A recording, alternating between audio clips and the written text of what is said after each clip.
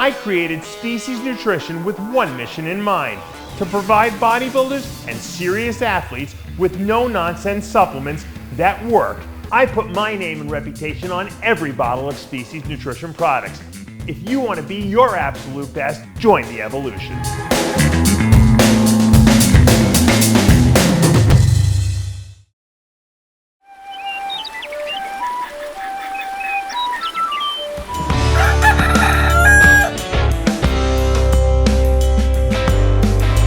Welcome back to Muscle in the Morning. I'm Dave Palumbo, and today is Tuesday, January 10th, 2023. And let's find out what's going on in the world of bodybuilding and fitness.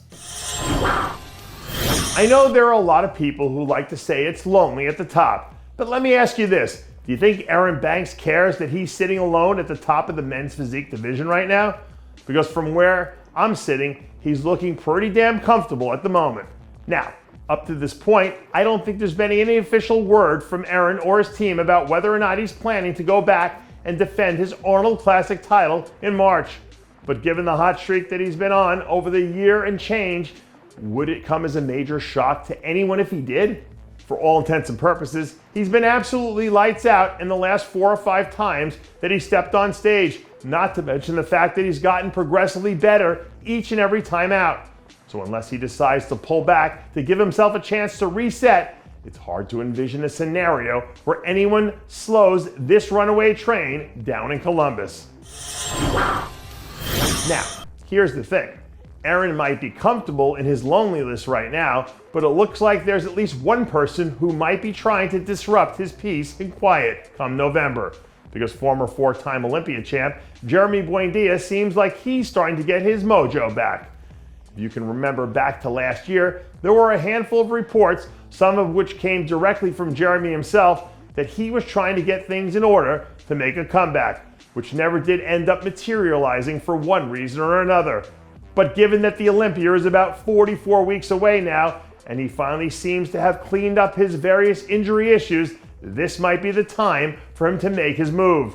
So if he does have any juice left in the tank, and he can start to regain his old championship form, it should be interesting to see if he can get himself back to a point where he can be a legitimate title contender once again. Over the last few weeks, we've talked a little about Samson Dauda and Rafa Brandao being the early favorites in the conversation to bring home the win at the Arnold Classic in March.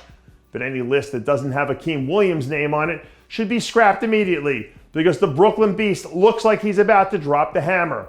By his own admission, I think Akim would agree that he missed the mark during Olympia weekend, which you would think is going to be even more of a motivator heading into the Arnold, which has historically been somewhat of a tough nut to crack for him.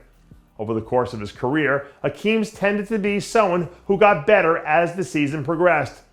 But when you consider the fact that he's already in shape, and that the turnaround this year to the Arnold feels like it's especially short, it might be a perfect scenario for him to roll in there, guns a-blazing, and take no prisoners. And if that's the version of Akim who ultimately shows up, all I can say is good luck to everyone else in the lineup. In certain cases, I do believe the old adage about youth being wasted on the young, and that it's true, because there are certain lessons that can only be learned with age and experience. But as we all know, there are exceptions to every rule. And in classic physique, there's no clearer example of that right now than URS Kalasinski. It's crazy to think that this guy is still only 23 years old, which makes him the youngest classic competitor ever to place in the top 3 at the Olympia. And if you go back and look at the changes that he's made to his physique over the last 12 months, it does put into perspective how high this kid's ceiling is. Because he's really only beginning to scratch the surface of what he's capable of.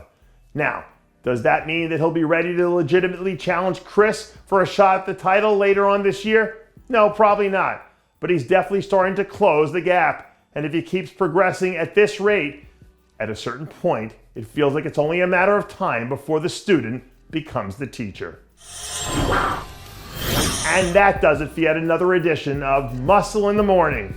I'm Dave Palumbo, reminding you to always be true to your passions, and make sure to follow us on Facebook, Twitter, and Instagram.